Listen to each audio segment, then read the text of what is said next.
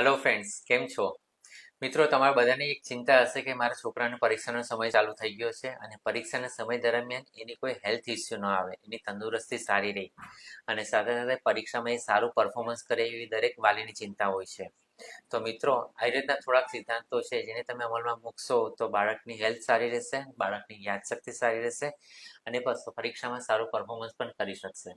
Basically પહેલો નિયમ છે, ભૂખ લાગે તો જ ખાવાનું અને ભૂખ કરતાં 25% ઓછું ખાવાનું.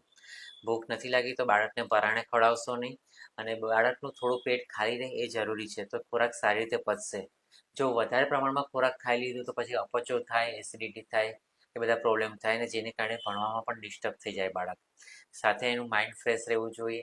તો 2-3 કલાકના અભ્યાસ પછી થોડુંક 15-20 મિનિટનો થોડો બ્રેક લઈ લે, થોડુંક હળવું ફરી આવે અથવા થોડું ચાલી આવે તો એનું માઇન્ડ ફ્રેશ રહેશે.